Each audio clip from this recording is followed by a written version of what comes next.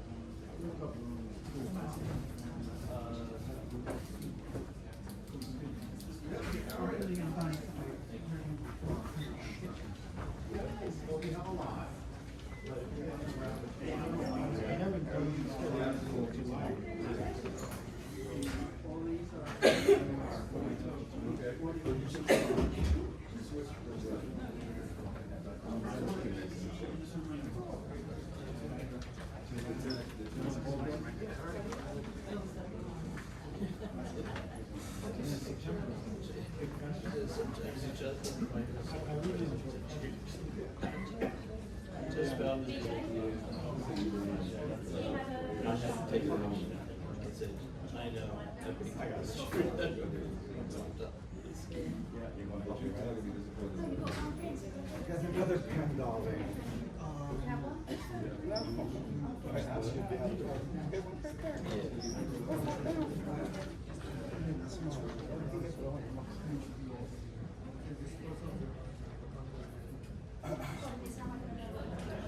Start with 20.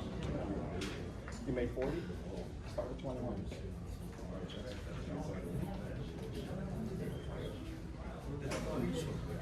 No, yeah, I'm gonna say, well. Walk around it.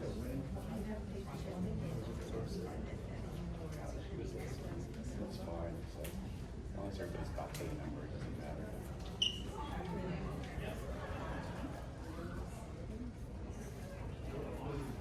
I can help you. Is there any way we can turn the AC up? 19. Good to see you guys. Okay, Not now. yet, but it will be. That's the winner. We're still looking for maybe land to build another house. We've been looking upstate. I think I'm probably going to build another house first.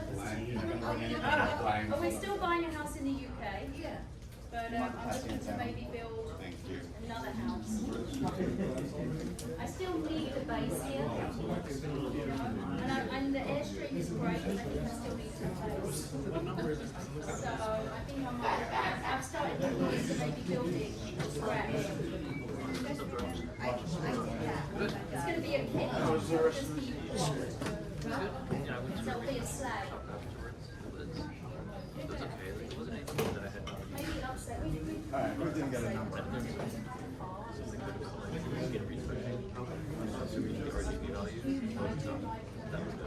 A little bit more technical way to make sure your skin which I thought was nice, especially when your screen properly calibrated. Because mine certainly.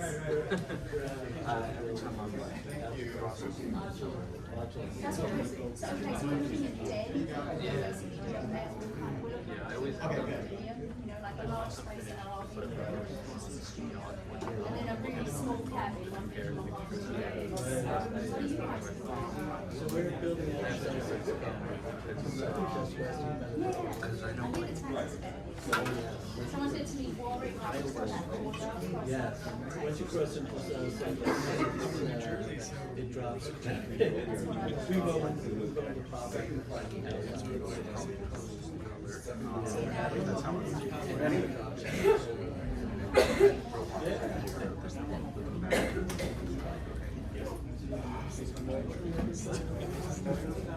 Yes, I know. No.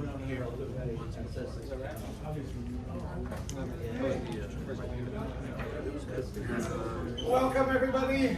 We're going to start.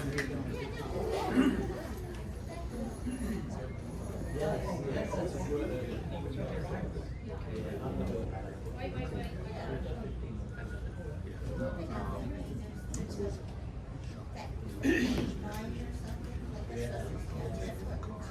Okay.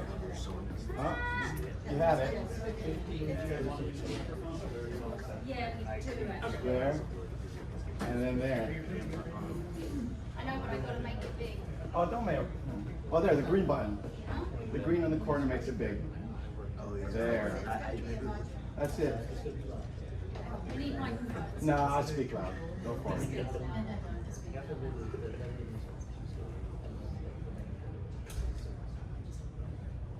So it'll be like a bi-level because there's no basement.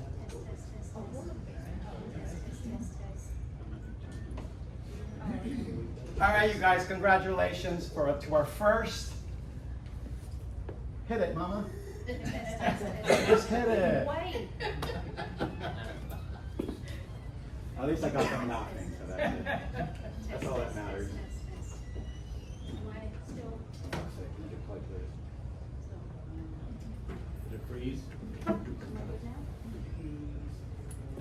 That's okay. I think you can all hear us, right? Yeah. Yeah, no, it's okay. Don't worry. Okay, sorry.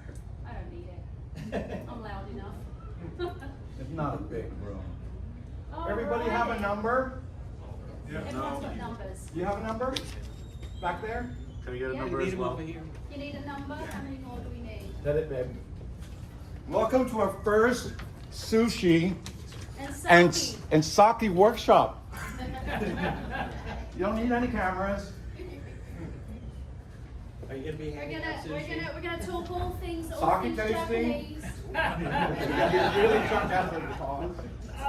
But before we start, if you haven't been to one of our workshops, Rochelle's gonna tell you a little bit about herself. So Thank anyone, you. who's been to our workshop before? Who knows about us? We know about you, but not the workshop. Okay, so we're going to explain a little bit about who we are. So I don't know if any of you have like Googled us, but we're a husband and wife team. We work together. BJ does the photography. I do the styling and the art direction. And basically, we come up with projects. We work together on these projects. We spend about 2 years, and we have a lot of fun. But who are you? But I'm obviously not from America. I was born and raised in London. I did a graphic design degree, and I minored in photography. I ended up becoming an art director, working in fashion, and that's how I met BJ. I hired him to come and work for me for Poor thing. for a project, and the rest is history. And what about you, BJ? I was a military brat, a Navy brat, so I was born in Hawaii, grew up in the Philippines, and my dad was an amateur photographer in his Navy trips, so there's always a Minolta around the house. Across from where I lived in Manila was a high school, and they would always showcase photography. Like, I guess they had a dark room, and I was always so interested in, like, they did double exposures, and they showed silver gelatin prints. And then when I turned 14, my dad goes, okay, it's time to go back to the States. And I was graduating high school in the Philippines. I'm like, let me just finish, right? So I could go to college. He goes, no, we're going now. So I got to the States, in San Francisco, and they made me a sophomore. So I had 2 more years of high school, which I'm thankful for because I decided, you know what, there was a TV show called James at 16 in the late 70s. And he was this white kid in suburbs, and he was very shy, so he used the camera to take pictures of all these girls and get access to them. So, oh, that's what I'm gonna do. And so as soon as I got to the States, I enrolled in the photography class, and always knew I wanted to do fine art photography. But you know, it's hard. I mean, you guys now, the younger generation, you have it easy, right? You have digital, and you could showcase your work, and you could sell your work online. You could never do that before. But at the same time, everybody's a fucking photographer, right? So there's a lot more competition. But anyways, I ended up having kids early, and so I worked in a camera store. and then I sold cameras, and I worked at Sears Portrait Studio. I don't know if you know Sears Portrait, fucking babies, right? For about, I don't know, 10 years of my life. It was horrible, but I was district manager, you know, I was making money. My dad was very proud of me. I was corporate, and then I got divorced and realized if I really want to make a life as a photographer, I had to move to New York. So in 1999, I moved to New York and I assisted all the masters like Avedon, Mary Ellen Mark, I love, Anna Leibovitz, and commercial photographers as well. So I assisted for about 2 years, and then in 9/11, which is super ironic, was the day I got a call to show my portfolio to Corvus, which is like a Getty stockhouse. And she says, oh, you're gonna be rich because you have a good eye, blah, blah, blah. And so 9/11 is super bittersweet for me. And then from that company, I met this girl who was working in the mother company in London. And after a year of working with New York, I got kind of tired of working with their art directors. I said, hey, can I please work with a London art director? And the next week the phone rang, and because you want to work with Rochelle in Miami. So I said, of course, right? So I go to Miami, and this girl doesn't know me, so she gave me all the shitty jobs. Fucking dentist, stock photography, right? Businessman handshakes. What else did you give me? Oh, kids listening to Children. Walkmans and Bank ads, you know, like the little kids, like real kind of commercial imagery, which is a good springboard to start from, because if you understand commercial imagery, you can do anything, right? Once you know what makes a great image, really sellable image, then you can backtrack the fine art. The fine art's not easy, but you already kind of achieved what a lot of people try to do the other way around, which is much harder, I think. I think doing commercial first is easier. not only that, I mean, you have to balance fine art and commerce, right? One pays for the bills, and the other one costs a lot of money, like lenses and film and or cards. Personal work. But after a day, I swept her off their feet, and I got all the sexy shots, girls in bathing suits, and Miami was awesome. I proposed a month later in Cape Town, and then I moved to London. She called and said I left him. I'm like, you did? And so then I moved to London, sublet my Brooklyn apartment, and that was 20 years ago, this year. Yeah. One cell phone, and We've got multiple bodies of work. Today we're here to talk about the Japan work, which I don't know if any of you are familiar with. We have a lot of Americana work. We've shot in Cuba, Thailand. We travel a lot and shoot, and one of our most favorite places is Japan, close to our heart. So we're going to be giving a demonstration after this. We have an Asian model in full kimono and a bit of fashion afterwards. we got a rickshaw. In the back here, yeah, in the back of the building. But I want to So show hopefully you. you'll be part of part 2. Yeah, I want to show you the what was our kind of departure from shooting things we knew in America to somewhere we'd never been, and drop ourselves in the deep end where no one speaks English and it's all sign language. So I mean, talk about like when you want to be creative and you can't really get anything and you really are left to your own devices. So I think what I want to do is explain to you a little bit about the background of where we were What time coming do we from. wrap here? 10:30. Going until 11:45. Okay, so we'll kind of try and break it up into 2 parts. First, we'll talk about Japan and talk about ourselves. But we're going to split the other part with how to sell your art. Yeah.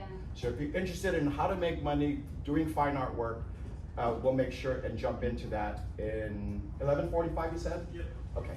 So we're going to sort of explain a little bit behind the bodies of work we've done in Japan. Japan's like a whole different animal. I mean, you've got the things that excited us about being in culture that we didn't understand, trying to explore folklore and shibari and all the crazy things that, for the first time we went there, our eyes were just wide open at 2 a.m. every morning, and we would go out and explore. But we had a lot of inspiration that we drew from. People like Araki, I don't know if you're familiar with his work, but he photographs people's wives. How would you explain Araki? He's a Very pornographer. sexual. We were just so intrigued by a Japanese photographer who's way out there, you know, and Ekoi Hosei, who basically shot a lot of theatrical people. He focused on dancers and people like filmmakers, was very, at the time, very edgy and again, very different. I think the most important part for young photographers, or if you're just starting out, is to look at photography books, which, by the way, we are selling some, and look at work. Go to galleries, look at work, because that's how else are you really going to get your inspiration? We get it from previous photographers, we get it from movies, we get it from music, and we get it from your dreams. It's completely different. You can look at photography, and then you can look at people like illustrators. We love, like Sayaki, who does really cool illustration, pulls from dream reality, and again, folklore and weird kind of folk stories. Weird, right? We love mysterious. I mean, don't show me what a sunset looks like. I know what a sunset looks like. Show me how a sunset feels. Or what happens at a sunset. So, again, you don't always have to pull from photography. I love going to like the Met and looking in the painting and pre-Raphaelite and the old masters, and I mean, they really knew how to like set scene, right? So you don't always have to pull from something so obvious as photography. So I think, Hokusai was one of the last projects we did, 36 views, and our interpretation was very different, but we took from Hokusai that Prussian blue that he used to work with. We did our lighting in that blue. We're going to do this today. We're going to do a little like sampler today of one of his shots. So we'll start with 36 views because it was the last project we actually worked on. So we have one credit card, and you save all your points, and whenever we go to Japan, we fly first class. But all of this is gear, and our backpack is our clothes. I mean, we plan everything ahead. We make sure that we do all our Airbnb. Oh my God. We rent a car and spend 6 weeks driving around, and everything is vacuum packed and put into that little car. But it's the only way to really see somewhere, and as you're driving, you'll be like, oh wait, make a note of that, drop that pin. So we'll look and we'll find places. Fuji. There's Fuji in the back. So we had some beautiful Airbnbs. Airbnb's the best. So we book our Airbnb knowing that we're going to use it as our set. Little do they know what's going on in their house. But you rent somewhere where you got an extra bedroom. We would always try to have our models stay with us for a couple of days. So we would have them come out. They'd stay with us for 3 or 4 days, and we just create. On the sideline, we go to these cool markets and get props and these like places that you come across. So we were always collecting stuff on the fly, taking it home and going, okay, we'll include this, And then you run into stuff like this. It's never ending Japan. Never ending Japan. If you've never been, put it on your bucket list because it'll change the way you look at the world. So, it's a feast for the eyes for sure. And Fuji was elusive. I mean, you can only really shoot Fuji in the winter. It doesn't show itself unless it's cold. So that's a hard one. It was a really, really tough project. It was always there when we were traveling and never there when we were shooting.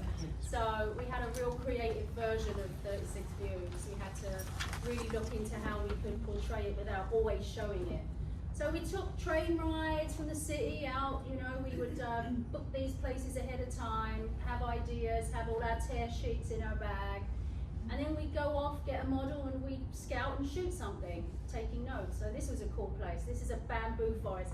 So the thing about Fuji, there's a lot of history on Fuji. I'm going to tell you a little bit about it. It's seen as a powerful deity, a symbol of both beauty, He was so nice. Beauty and spiritual guidance. It's basically it's a female god that lives inside. She was born in a piece of bamboo. She lives inside of it, and they believe that everything's created from her. Fuji is basically everything. Oh my God, we brought this with us from Amazon, and we made it there. We just took it with us and made it there. But so all the images were based around either inspired Hokusai Fuji or female interpretation of Fuji, spirituality and folklore. This is an abandoned village at the foot of Fuji. No one lived there. We had full run of it. So you come across some really cool stuff. In the meantime, I'm packing all the gear and dressing them. Oh, this lady's garden. Said, can we take pictures? She's all sure. Then she came out with beer afterwards. so the blue again, the blue like represents the Prussian blue, and also they believe it represents a lot to do with nature. So we try to, and the rebirth of the female from the mountain. So it's not your average views of Fuji always. You try to like play on it. This is a model I found. We found her on Instagram the night before. Our model flaked, and I just typed in tattoo model. Found this girl, and she showed up the next day, which was crazy. She was a Full back masseuse for the tattoo. Yakuza. Yeah. So we just spent 6 weeks in the spring and then in the fall around Mount Fuji, staying in Airbnbs, the whole circumference. We just drive around Fuji and find it in different views and do representation of what we thought we could you know, a feel of what it was, Fuji for us. So yeah, again, just different houses, different props. We could stop the film anytime if you have questions, by all means. We're an open book on anything here, from technique to tips. We try to work with a lot of similar models, like that there's the model today is new, we've never shot with her, but we try to sometimes reuse models because they're quite open to staying with us. Other times they just come out with their girlfriend, like those two who are both friends, just come out and shoot, and then they realise we're not crazy and weird, and they come back for more, you know? I have a question. Yes. They volunteer for your project, or they have to pay? They do, it depends. Agency girls, we would pay. Yeah. You need releases for sure to sell the work. Those 2 girls were dancers in a go-go bar, and they came with pink and blue hair, thinking they're gonna get like go-go pictures. And Rochelle put them in a kimono. They were so. They had such a sad They were so story. sad. They're like, oh. So afterwards, they're like, can you take lesbian pictures of us? I'm all sure. Take out all the kimonos and then shoot for you. So you then do we a would bit of trade. both. You trade. You do what they want. You do what you want. You know? So it depends. It really depends on. And like this girl, for instance, who's a Dominatrix. dominatrix. You know, she had a cool look. I'm like, yes, with the wig, bring your stuff. Bring your stuff. Yeah. So you come across some really interesting people. Yeah, that wanted a wig so bad. We asked Yeah. the taxi, can we, give you $10 and shoot?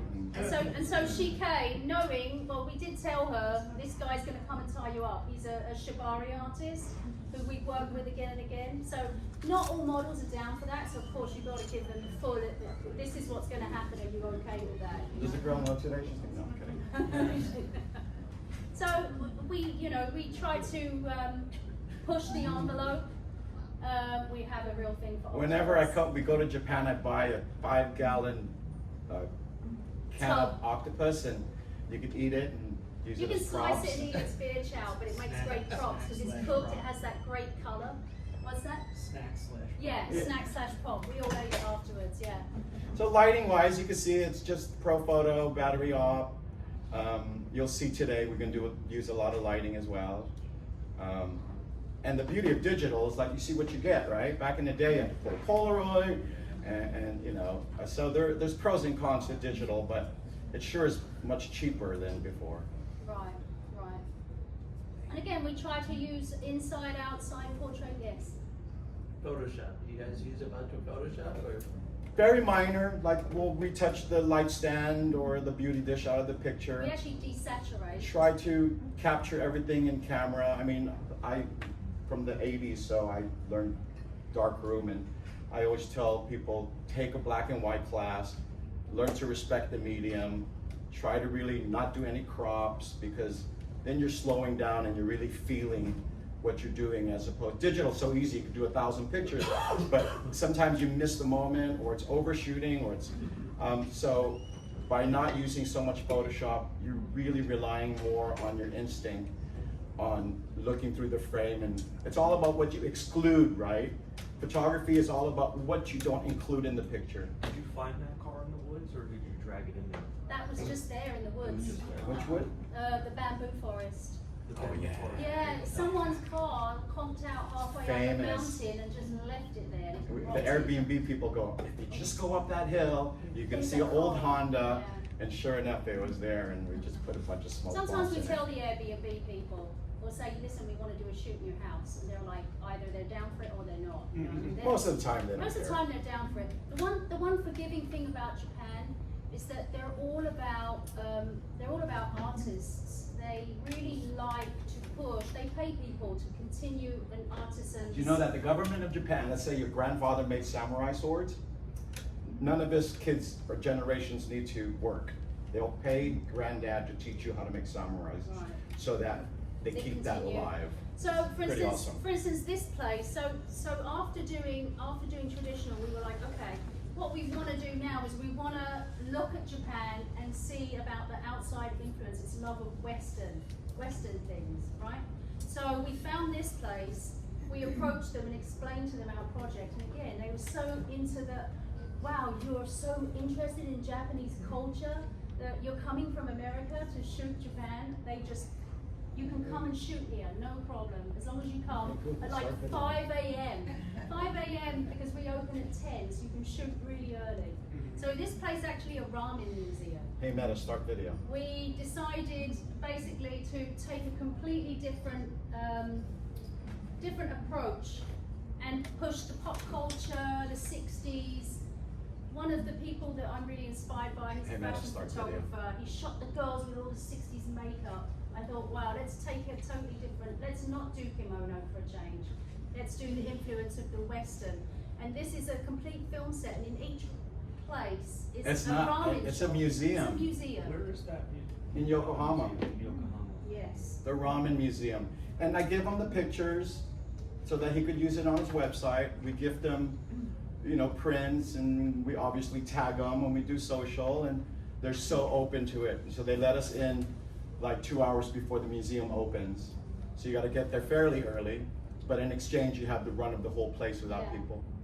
This is a Yakuza. So this is all about the influence of like Western film. Like when America, basically after the Second World War, Japan had to rebuild, and that's when their technological advance really happened, and they just had so much influence. A lot of young generation left, went out to study abroad, and then they brought back all the things they love, Levi's, Western influence. Beatlemania. And so this great combination of Western influence with Japanese culture You gotta just start was video. so interesting. What?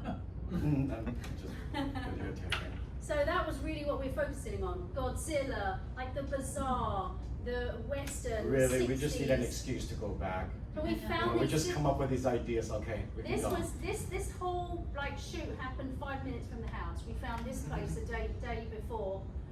Really cool looking little retro hairdressers. I'm like, that's perfect. So I think it was Helmut Newton who they would send him to all these amazing places to do fashion shoots, and he would always just shoot 5 minutes from his hotel room. They were like, okay, we're gonna go to Hawaii, but then he'll just shoot. Yeah, that's a Godzilla part. I mean, the one earlier, BJ found the mods with the motorcycles. You did a deal with them. You come with your bikes. We'll shoot you and your girlfriends, and then can we shoot some models on your bikes? And they were like, sure. So they showed up. We got to shoot, and then we also shot them as well. And then this is in the Airbnb. So a much easier packing for me. All this polyester. Huge kimono. I love smoke, I love water. You just never know how it's gonna photograph. One of my earliest memories was my grandmother cooking in the hut, and light was going through the bamboo slits and all the smoke was swirling. And I was like, I don't know, maybe 5, 6, 7 years old, and I was like, oh, look at that. So now I always try to incorporate smoke or water into the photos. This was all about the 60s in Japan. Yes, question. Yes, you showed a ton of equipment. Mm. Why do you have so much? What's your strategy? Well, you can quote me on this. Lighting is sex. No. It's just for us. It's the way of bringing the shadow forward, or it's. We use I guess minimum the 3 music, lights the per music's shot, in the minimum. light for me, anyways. I mean, it's not for everybody. Obviously, we have a background in commercial work, which we did a lot of fashion and a lot of lighting. So I cut my teeth with photographers who used a lot of lighting. I just love it. I mean, it's not flat, right? There's dimension to it. So mostly what you bring is lighting equipment, Yeah. and then just a couple of cameras, or? Yeah, just one camera, One camera. a backup one. And a backup maybe. How many lenses do you work? I just 24/70. So let me just say, I like what the eye sees. There are times when you've done a fisheye and it's been kind of cool. I brought that today. Yeah. I don't like it when it starts to get warm because I feel like it's not what we see. So we No, differ. I mean, for the longest time, I was like 50mm Leica 1.2. That's all I shot with, because that's pretty much what our eyes see. But now it's hard to focus. I'm getting back to like, shit, soft. I'm getting to an age where, you know, the autofocus is really helpful. But I mean, I have a 24-70, 70-210, that's it. For Fuji, we use a lot of 70-210 to bring the mountain closer. But for the most part, it's just a 24-70 really. It's not so much the gear, guys, it's really what's behind the camera is the most important thing. Use the iPhone, I like it to use feel analog. like you are there and you saw something happen. So I like it to be as realistic as possible, like you feel like you're in the moment. How many lights you bring? How many lights? 6 or 7? Right now, what we have in our kit is 3 B1s, yeah, the 500-watt Pro Photo, and I got about 6 A1s. So, but how many lights in the shot? Oh, it depends. We could look at one. Back up. Let me go back up. Or to just this. hit play mode. This is actually, you know. So, beauty dish here, and Rochelle's holding Sorry, go to. a you know bear what? head for Godzilla. Hang on, let me do one that has one that had the shadows. You see the back as well. Hang on, there's one coming up that's good. Example. You'll see a lot of that So today. like we'll, this, obviously, we'll use a lot of lights we like today. we like to light from behind so you get the detail in the background. So there's a bear head on the sidewalk, and then a beauty dish. So 2 lights. The problem with shooting dark hair is you have to give it its own hair light because you can never pick that up. What's that? Just talking to it. Sorry. And the aperture you use is mostly f11? DJ? Yep. Aperture you use, is it mostly? Oh, I'm sorry.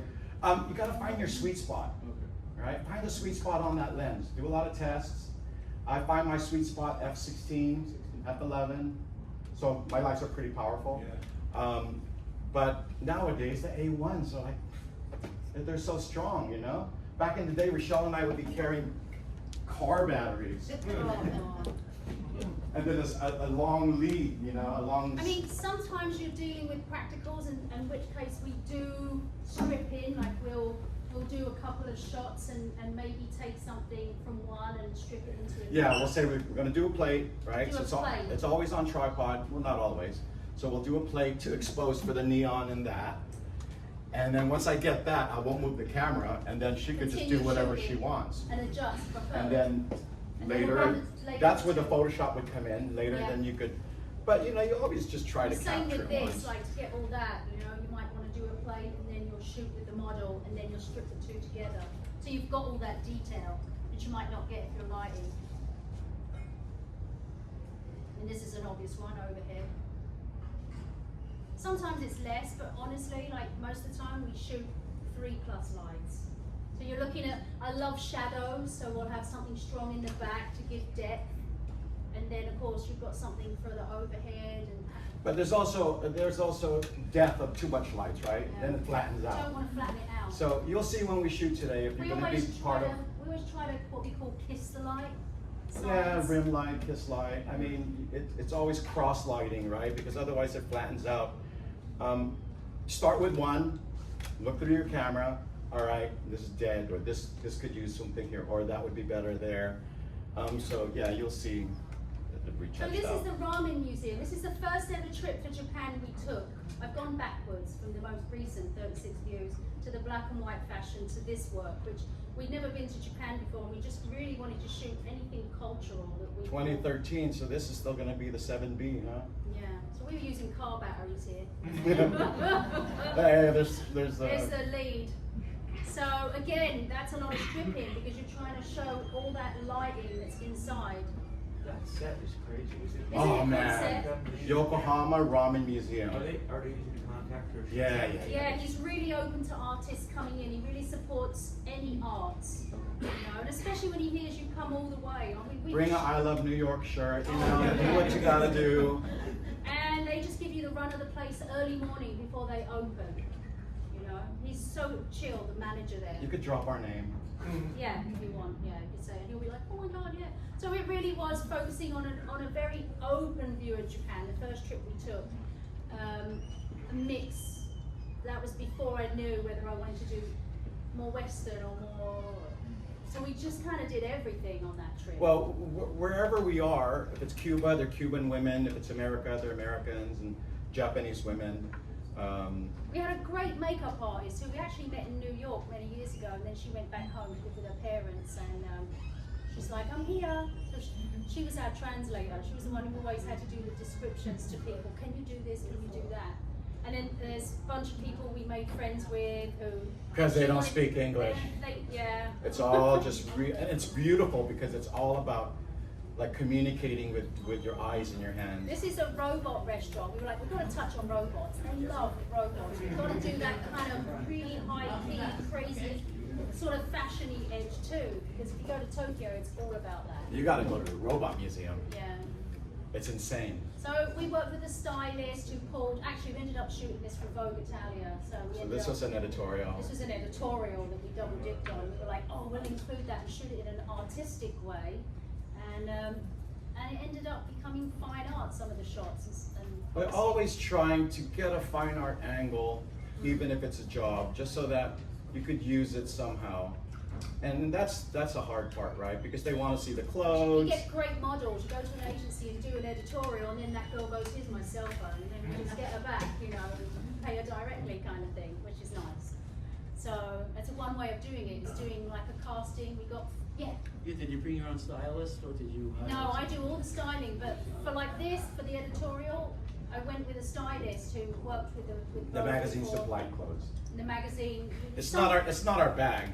Sometimes all, what but- happens is you work for an editorial and they have in-house, like they're like, no, you have to use our stylist. No, we want it, you've got to showcase this stuff that's not even out in the shops, so you have to pull from these places. You don't really have a choice, so that's the downside of doing certain Now, fashion. sadly, a lot of editorial magazines now don't pay, right? Because you're gonna do this because you're gonna get some pages in our magazine. Back in the day, you know, they had budget, but at least you could have a letter from the magazine saying, this is going to be put in Vogue. So then the place opens up for you. So it's a give and take. Why should I spend my time shooting fashion when it's not something that I'm really excited about? Well, it's because I'm going to be able to get into the robot museum. So One of the things we did was we made friends with a model agency. We did a deal with him. We said, okay, we'll come for a day, get all your models in, we'll do headshots. So we set up like this, a white background, did all his models' headshots. And in return, he said, you can pick through my models for your projects. trade. So we did trade with them. Yeah. And so then we had all these great models, and they trusted us because they'd met us, you know. And they saw the work. And they saw the work, right? And they knew we could do commercial work if they needed it. You know, they weren't too afraid of our crazy fine art. They were like, oh, our model's never going to be able to put that in a portfolio. It's like, no, I already shot her headshots, so she's good. You know, so, and then you kind of break the ice with the models too, because especially when they don't That speak was much the English. Leica lens. Oh, I missed that lens. Oh, is that a different lens? I think so. Oh, we had one of those today. A bit of fun. So yeah, I mean it's give and take, right? You trade, you do fashion, you do commercial, and then you hope you get some fine art out of it. So for us anyway, what we like to do. We end up using her on our own. Yeah, we did. Great girl, fantastic. So again, you know, it's just making connections. That was the first trip, and then we went back like 4 more times and had all these great hookups. It doesn't always happen in the first trip. How many minutes do you have left? Not much. It's Okay, about to good. finish. Okay. We're going to talk about the commercial side. Okay. Are you primarily concentrating on still? You have not a beautiful video, but Mm. I made a short film one time, you know, I went to Cannes, it won a lot of awards. Okay. But man, you got like a crew of 50. And this is just Rochelle and I. I don't even have I assistants. love just us traveling and And seeing so- and just jumping out the concrete. It's a totally different animal, right? Yeah. I go watch a movie by Wes Anderson or whoever, by Bong Joon-ho, and the filmmaker's feeding you, right? I'm just gonna sit there and feed me. Oh, that was a cool 2 hours. I forgot about all my problems, whatever. The difference with photography is that you could look at a photograph and then you bring your own conclusion, right? What does that mean to me? Or today I'm happy, it's a happy picture. You know, tomorrow I'm kind of sad, it's a kind of a melancholy picture. So we love that about photography. I'm not It's a, hitting you over the head with a I'm not message. telling you what it is. The- Film it. The kind of project feeds is you. completed because of the viewer. Right. But if somebody calls and gives us $1 million, we'll shoot a film. Wouldn't that be nice? And I'll shoot a bunch of stills while I'm doing it. Right, you yeah, know? there you go, yeah. Film stills, which we've done. We've shot with red camera and done a lot of that and taken stills from that. The smoking Okay. gun. Yeah. This guy's a banker. He's like, don't ever show my face in the video. But now he's cool. I don't know if he's in The banking anymore. subcultures in Japan are really interesting. Stuff like shibari, you know, the stuff that. Oh my God, they kicked us out of this location. And it wasn't, I think it was because of what we were doing, but they turned around and told us it was because there was 11 shoes on the floor and not 10. You have to take off your shoes before you go in. Or like, They you took a have- picture and they're like, you paid for You crossed 10. the line by paying for 10 people. And But I bringing think 11. they have video I think in they must there. have cameras and they knew what we were doing and they weren't cool with it. And she's like the most famous porn star in I think they Tokyo. might have been like, Too much. Too much. But yeah, I mean, as This a, is just walking around town. this is, yeah, sometimes we'll just walk from our Airbnb and shoot. This is a bathhouse, a really cool bathhouse. And again, Kyoto, just shooting at dusk, the robot museum. It was such an eclectic body of work, first body of work. It was such a mix because it was our like first Japanese trip. But You know how it is when you go somewhere new, you're like, oh my God, it's so cool. Shoot, shoot, shoot. You know, do it in What year was this done? this is 2013 2013. or 14. So how many times have you been back since then? No, Not enough. 4? 5 no more. 5 or 6. We've done it twice in a year and we've done like 4 projects. We haven't been since the pandemic, so we're due. We're so due. Question? Yeah, when you're out and just walking to the neighborhood looking for things to shoot, what kind of lighting are you using? A lot. I would have like a cart with a beauty dish. always My have main light wheels. is a beauty dish, right? A 500-watt beauty dish, You and always then have a a lot big of beauty small dish, ones. and then But what they everything else is didn't tell small. us is that after a shoot, the assistant goes, you know, if they catch you shooting nudes in public, that they're gonna ban you for 7 years from coming back. I'm well, thanks for telling me afterwards. We've done so many shoots before that. I was like, oh my God, we're so lucky we never got caught. So anyway. Okay, so now we can go, well, any questions about Japan? Yes, What sir. does it, we say in public? Does that mean outdoors? Okay, but Yeah. if you're in a building, then it's If you're private. inside like that location we shot, they weren't really cool with it, but they couldn't tell us no. They just were personally not cool with it, so they found a reason to kick us out. I mean, we had her naked in a phone booth, and we turned around in the whole building, everybody was at the windows. And the assistant goes, you know, if they call the cops, you guys will never be able to come back. They just mean in public, anywhere where someone might see that objects. Or walk by. Or walk by. Yeah. Yeah, someone could phone it in and just be like, there's children around, or. they're But for just- the most part, I mean, like anywhere else, like Cuba was different because they thought we were spies, so they had a handler with us who ended up being like working for the government. But it's just really about being nice, right? Just if it's somebody's car, then you ask. If it's somebody's front door, then you just ask. I always knock on the door and ask someone. I never try to do it on the sly. I learned my lessons so many times. I've been kicked out or someone's come running out. It's the good to door. have like a stack of, you know, $10 bills We've been or chased off whatever. of people's land and Um, property. We didn't even know it was someone's property. We thought it was like in the Joshua Tree. It turns out someone's 22 We're acres. shooting a caboose in the middle of desert. And out comes a woman with a With a shotgun. truck, in you her see the truck flying down the hill. She's like, I'm She watching goes, Oprah. You better be gone in 20 minutes. Or I'm When coming Oprah's back." over, you better be gone. More. Yeah. Yeah. Have you ever shot in Italy or? Yes. Yeah? Yeah, we have one famous picture. It's called The Smoking Nun, and that was shot in. Have you heard Cinecittà? Cinecittà was Federico Fellini's Yeah, it's film. Fellini's Ah, studio. yeah, yeah, It's where they yeah. shot Cleopatra, Ben Hur, the classics. Yeah, Big So films. they had commissioned us to do a short 3-minute Doing commercial a for short them. commercial. It was like a 30-second thing for their website. So we did a short film for them, and that was all shot. But with red Italy camera, is yeah. like my number 2 after Japan. I can't wait to go. Yeah, it's To shoot. absolutely beautiful. Yeah. Yeah. Like Matera, and I'd love to shoot. And we haven't really gone out, Yeah. just ate and drank. Wow. Just, yeah, got really fat being there. Our son got married in Italy. Oh, very nice. Yeah, it's stunning. It Absolutely is stunning.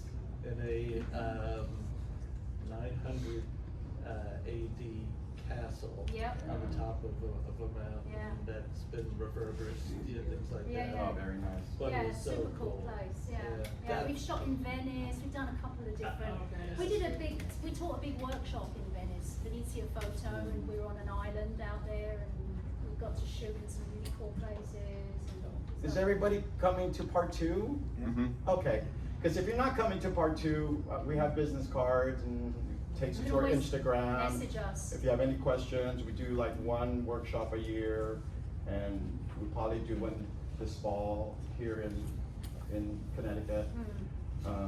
But we also do one or two in Europe, and it's a lot of fun. It's small, about 10 to 12 people.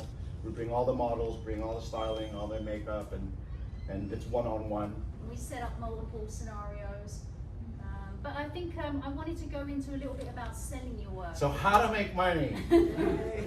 We all need that. Right, so I'm going to show you a little bit about art fairs, because art fairs is something we discovered how many years ago? 10 years ago? We used to have an agent, a rep, who used to do these art fairs, and they were always bitching, oh, I paid $25,000 for the booth, like they're always Which going on is at us. true. Which is true if you hit some of those fairs. We were like, yeah, I'll look into this. So we started doing the smaller fairs and working our way up. Well, like I said earlier, you know, we're in an era now where it's easy to sell your work, right? Because you couldn't do that before. You had to, I don't know how we did, you had to be in a gallery before. Right. Now you could be your own gallerist, which we are. We basically set up our own gallery, which is online, and that's how the fairs are. They only allow you to do it if you have a gallery. Some fairs. Some fairs, the bigger fairs. But at the same time, you know, everybody's shooting with a 5D or a Hasselblad, and the quality is really good. I'm looking at the pictures on the wall. You know, they're really beautiful pictures. So for us, it's like we still do commercial work because that pays the bill. We did Gloria Estefan's latest album, and so if the phone rings, I always say yes. This one Not so much. says no. Where was I going with it? It's a time now where you could also make money selling pictures from the art market, from a fair in Union Square that charges, you know, $300 a table for a day. This we just did over Christmas. This is Scope. We actually pack everything. We have a little RV that we stay in. We bring our pets. We go down and we put everything on our truck. Now, it's not for everyone. This is one of the bigger fairs. We take huge pieces. Usually We hang all our work. 40, 60, 60, 90 are the formats we show. Different types. We do plexi for some of the more kind of high-end, high-traffic areas. And that's another thing. It's so affordable to frame your prints now, right? I like Back to in the frame- day, it's thousands of dollars. I like to frame in these box with a museum acrylic. I do a shadow box that's really nice with a white edging around so it goes back in the recesses. And I can swap the pictures out and reuse the frames. Yes, So we learned that the hard way. I learned that the hard way, not to pay for Invest the in acrylic. frames and then keep your Like additions. that, I'm like whacking it out, putting another one in, and then, yeah, that's our booth. So this is 40 by 60. Pause for a second, Mom. So this is 40 by 60. We make an addition of 7. That's it. This is 60 by 90 inches, which is about the size of this screen. We make an addition of 3. And then we make a 30 by 45 inches. We make an addition of 12. And that's it. Oh no, we make one more. They just came out with a 195 by 94 inches. Seamless. Yeah. Seamless Massive. print. Yeah. And so now we're trying to sell that to a guy We who's have a got this. client right now. You'll 20 see, I had an 28 install million. last week. I included it on the end of this slideshow, but Yeah. yes, You guys transport your own prints? Yeah, Oh, damn. yeah. yeah. We do everything, man, because So we hang by the shows. time I pay somebody to do a couple of shows for me, I could have bought a truck, right? And so, And you you know, get we to publish think- our own books. So one of the big things is we like to publish books because, well, I mean, they're a calling card. It's like your business card, right? If a Right. client buys a print, you have a book, a series of work that goes with that print, and you can give them something else, and they think they're getting gifts, but what you're really doing is putting your books in their house Not for only their that, friends to see. not only that, a photography book is your best friend, right? You could visit that guy anytime you want. Oh, how you been? And You then get to look meet at, the clients, you get to chat, you get to gift them things like books. We make these books for clients and we sell them. Like this is a client's house we went to last week. last Just- week. They had like 12 cleaners. Oh my God. So we basically bring a bunch of work and then we'll lay it all out. A real mix of work. We took about 20 pieces. No. We had a show in the gallery. He came in and he's just wearing sweatpants. Oh my God. And he goes, I'll buy the whole room. I thought it was a joke. And I I thought it was was a like, joke. I just kind of overheard. I was like helping somebody else. He came up to me and he goes, we'll take everything. And I'm all like, hi, what's your name? He didn't ask how much? He did. There's prices on the wall. If you ever have an art show and you don't have prices on your wall, That's you don't bogus. want to sell that picture. You've Right? You gotta put a prices. price. Yeah. And so he bought the whole room, and then he contacted us and said, you know, I have. I've got this new house, right? Your work's going downstairs in the games room. I'm I'm looking to hire a muralist, Yeah. because their basement looks onto a wall like this, and it goes. Can you come and look at it and see if there's something you could make for it? So I says, all right, we'll come. And so then we brought like 12 pieces on top of what he 20 already bought. pieces. We took And a bunch. So we brought 12 more, And funnily enough, I included a bunch of Japan work. And she came and looked at it. There's a lot of different work I showed them. She goes, oh, I want all these Japanese work just for my dining room here. She bought another 6 pieces. hit play, mama. Pretty cool. So while we were there, they looked through them. What they didn't want, I ended up putting back in the truck and then took all the art down that was up there and hung it all that day. And we had no idea really what he would like, so we it's kind a of real took. mix. We took yeah. some Cuba. We took some. He bought that. Bought Some Americana, and then they went, fine, we'll take this, and this, and this, and can you take all this artwork down and put it in the garage? He's, are you gonna hang it for me? I'll hang it on the Hang it, yeah. for free. We were like 4 hours at their house. Question. Do you guys do like one-of-one prints? Like you print The once? big one, he was The telling me. 94 196 is one of one. That's what we're talking to him about doing at the moment, yeah. If you're selling editions, or do you sell them pre-framed, or does the client choose what they want? They can, I'll show you. There's two actually. schools of thought on that, right? Before, a lot of people will say, I want to frame it myself because I want it to match my decor or something. We found that that was becomes a point in the sale where you might lose the sale. We used right? to offer a lot of different, like this for instance, Because- but we try not to. Because They get now confused. there's something else thrown into the mix. Now I'm gonna talk to my framer. It's like, oh, wait a minute, I thought you were gonna buy this picture, right? So now we offer 2 frames. We just offer 2 frames. We, A plexiglass finish and then a shadow the box. shadow box finish. But we do things for the client like this. We'll take a picture of their room and then we'll superimpose it and go, this is how it could look. Right? So they get sizing ideas. Because we're always saying, you don't want 40-60, we want 60-90, right? Well, that's happened before. Right? So, and we've actually hung one in a house and he goes, I'm like, don't you like the picture? He was like sad. I'm all like, It needs uh-oh. to be bigger. So we go back 2 weeks later with a bigger print, which is kind of cool, because upsize, you know. So we always show them how things But can saying that, if somebody goes, I want a rolled print, then you don't charge them for the frame, right? Because the frame's extra. go. And then you go to their house and you hang. Oh, there's the big one. This So is the small one, then he goes, too small. He goes, it's too small, I want it bigger. So we went back with this, yeah. Oh, it was so cool. And if you're on 9th Avenue in Hell's Kitchen, you And you look up, you'll her. see Martina in the window. How did you transport that, a truck? Our truck Yeah. goes on the roof. Truck. I'm not gonna transfer the 195-inch Now one. that all has to be delivered. That and would be installed, delivered, but the 6090 fits fine. We drove it all the way to Miami from here. So that wasn't a walk-up that you guys yeah. brought That's the elevator. We had to measure the elevator too. So talking about art fairs, like we do some of the street fairs. It's much cheaper. I think, what do we pay for a booth, babe? This was a couple $100 For the weekend in Washington Square Park. for the weekend, but we didn't go back the second day. Oh, we were like, oh, we sold a bit. I don't We're know. like- The second day, I'm good. After the art fairs, which all the collectors come to, right? The beauty of art fairs is they come to buy art. They'll have. They're paying they'll 50 have bucks to get 40,000 into the art people fair. show up to buy art. These were just like, you know, people like on the day, on the weekend, you know, People going walking to. on the sidewalk, But yeah. you have to buy a booth at the art fair as well, Yeah. and they're a lot more than Correct. $300. Yeah, but you know, you can occasionally do things like this where you'll be like, oh, well, you know, and book This is fairs- coming up. This is coming up, this is Philadelphia. This is through Unique Photo in Philly.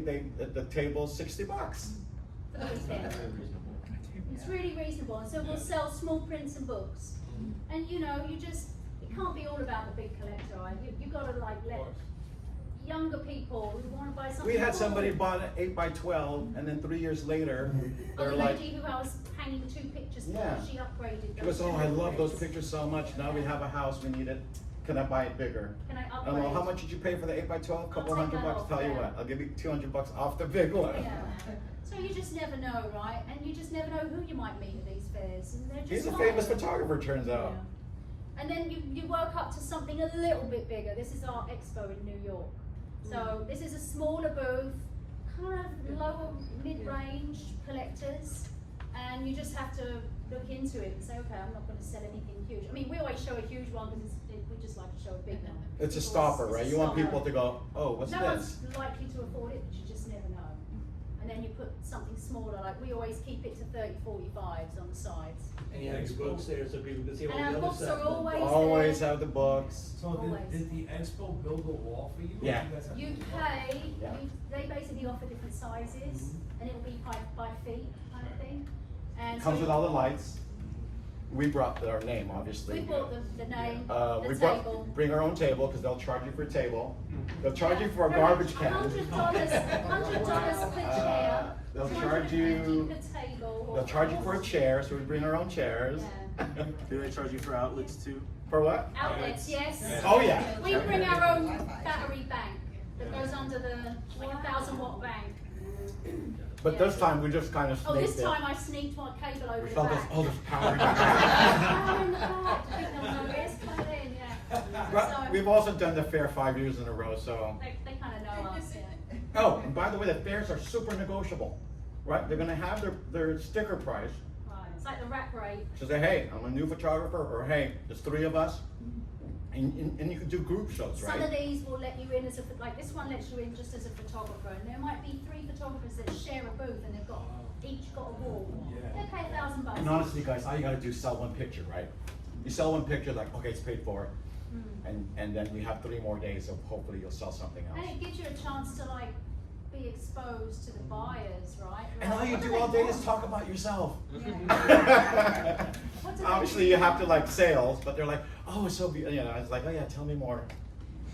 So Where was there's that different. Raven shot taken with the Raven on the Ah, the raven on the head. We shot that in our studio. That's our latest project. That's our new project called Get Out of Doge. It's cowboy. That's cool. We're gonna take the Airstream and drive over to Utah and shoot cowgirls. We just started it. We shot actually down in Florida. We did scope, and on the way back, we traded our Airstream in for a bigger Airstream, bought another Airstream in Tampa, and then came back up. I wanted to see rockets. I'd never seen rockets before, so I went and did the 2-day pass in Cape Canaveral. And while I was there, I got to see a bunch of rockets go off. And while I was there, I was like, Now it's 30 minutes before closing. Do you think Rochelle, you can shoot? What do you Rochelle, think? Rochelle, put on the cowgirl outfit. so I They're gonna got close the in 30 cowgirl minutes. outfit on. Do you have that picture? Maybe on the desktop. So I put this cowgirl outfit on, put a big coat on, hat. Beauty seat dish, in lights, and just both acted our like we equipment. belonged, right? We acted like we had a permit. So we just shot Like all the 30 rockets. minutes, let's just do it. Nobody stopped us. And we just sold that picture at one of these fairs. I sold it. literally shot it a month before, and they were like, "We want that for our Florida home," because they like because it was Cape Canaveral, I guess. But it's part of that, the Cowgirl series. Ooh, this is a big booth. So let me see if I can find that Cowgirl picture, because I do actually have your desktop here, hon. I don't know if you've got a lot on here, so I don't know if you do. I dumped a bunch of stuff because You probably don't. Oh, hang on. Maybe it's here. There it is. oh yeah, there. Our next show, the Hamptons. If you guys want Oops, not tickets, that one. just email us. We'll send you some VIP So tickets. that's a cowgirl shot. Yeah. After 20 years, I finally got this one to model for me because she hated being in front of the camera. She's like, put a wig on and I'm like, don't just show my let- face. Don't let anyone know it's me. But dude, man, I'm all like, Rochelle, I'm gonna go first. Big old coat on. I'm gonna go through the entrance first with all my gear, and then you follow, right? So I went, next thing you know, she's behind me. I'm like, get away! You walk slow. And she's wearing like a cowboy outfit. So what's the light? What light did you use then? What do you think? Beauty dish? Oh man, I don't know. We had like a Um, 20-foot tripod. Oh, you got it on a tripod. Okay. We had a big old tripod. We had multiple tripods. I think 3 lights on this. So all the rest of it is natural It's light. ambient, yeah, this is all. And so you didn't have to drop her in, right? No. She was just shot right there. That's Just shot right there. An overhead, a side light, and maybe one more somewhere. Maybe this was outdoors. Yeah, Outdoors. yeah. And a Outdoors. really big light for the rocket now. No. You're just balancing natural daylight, and then your lights are really high because you're having to. We hate sunny days because trying to overpower the sun, right? It's like, oh god, it better be cloudy. Well, we're using a Try to Profoto shoot sunset. D3 today that I borrowed from them. I think that's 750 watts, which is pretty strong. That's just a 500 watt. Talking of Always- fisheye, we never usually use fisheye. This is one shot where it worked, and that's shot on the floor. So he likes occasionally to whip out the fisheye because it's kind of unusual, and it works in a circumstance like this where it's weird. That's edition 3 of 3. There's only one left now. They sold, yeah. So who prints your stuff? They're, you know, the best printer that I've found lately that's just so cheap is, you have to buy me a drink first. Sure. It's called Whitewall. Whitewall. They're based out of Berlin. Yeah. Shipping super cheap. Yeah. I don't know how they get away with shipping.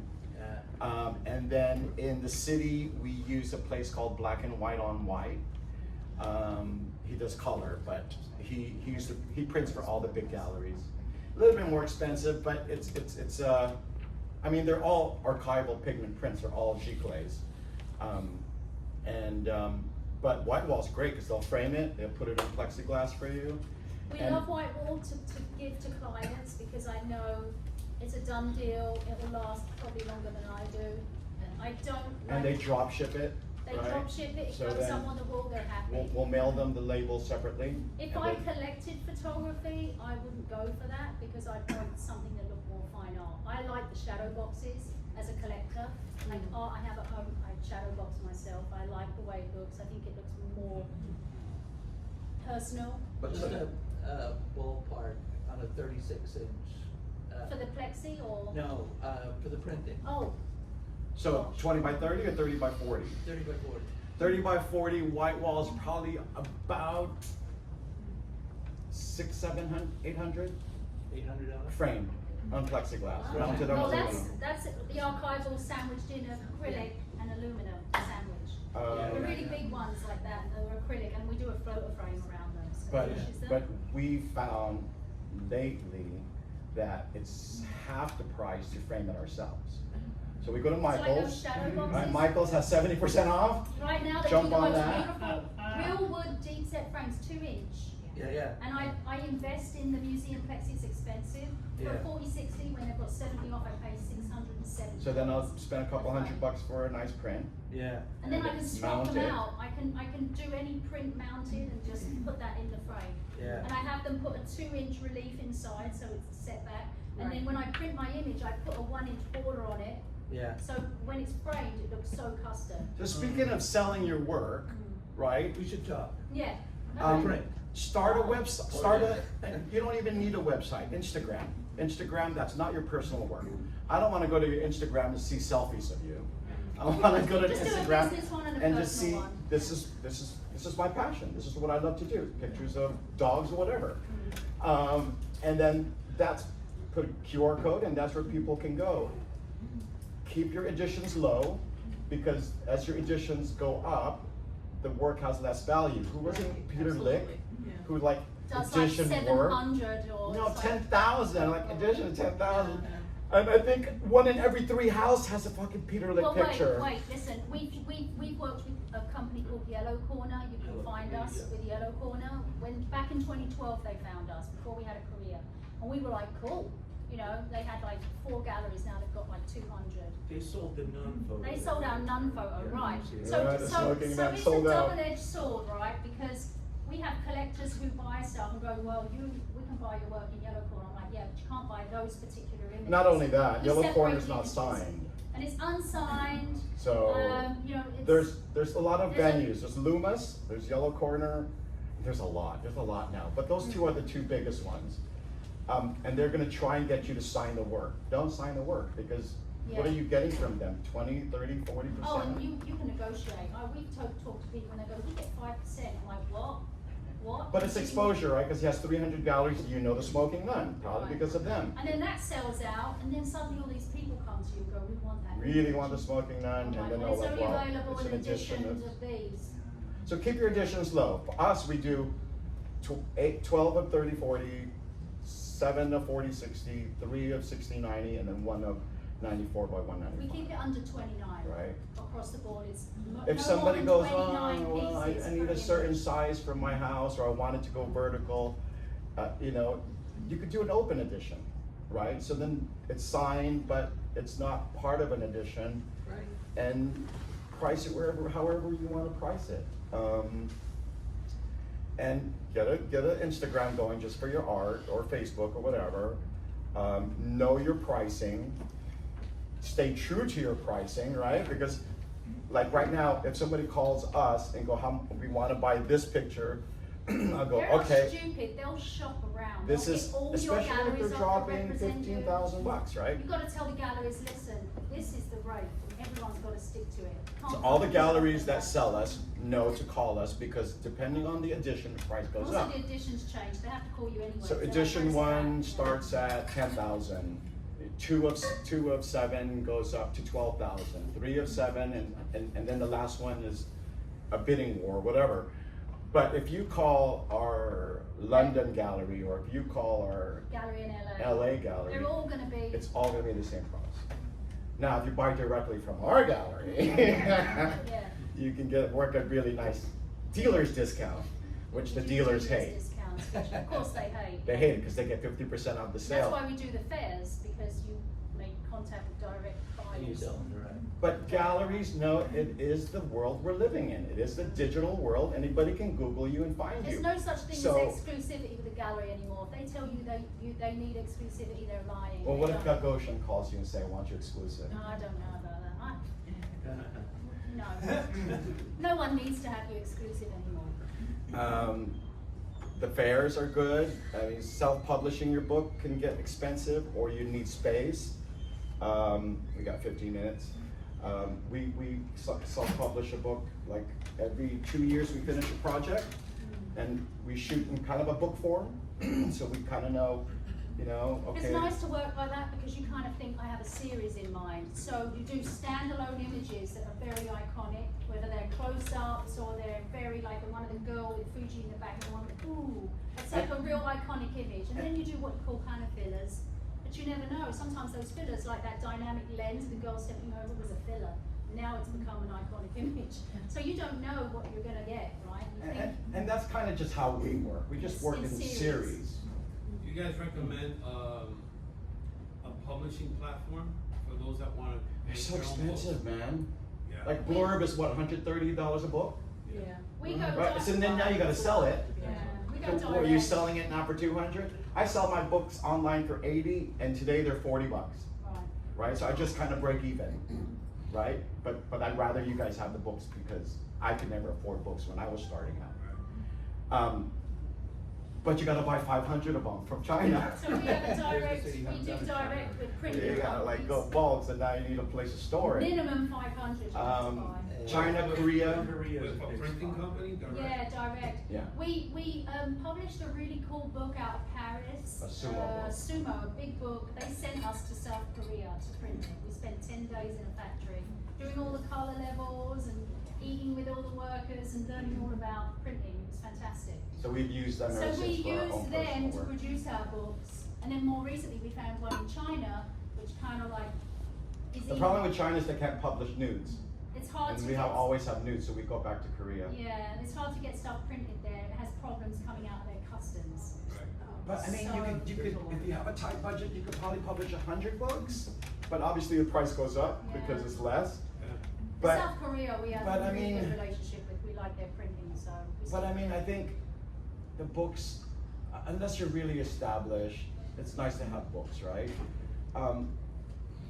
I think selling prints first to like, okay, I made X amount of money from selling prints, I'm gonna now invest that in books.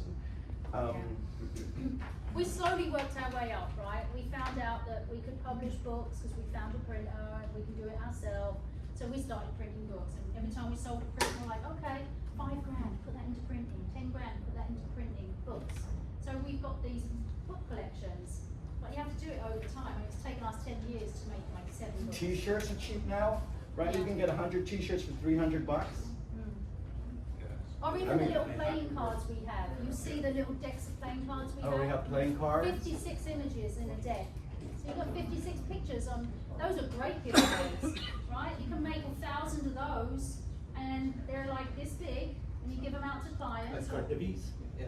And it's tiny, and they're not like, oh, I gotta carry And people it. play with it, and then, you know, where's this from? So marketing, right? I don't envy people starting off in this business right now because But at the you same just time, gotta you've got- work. It's work. You just gotta keep on Question. working. How did you like start out with like pricing your prints and Pricing the prints. yeah? Good question. So we were actually picked up by a gallery in New York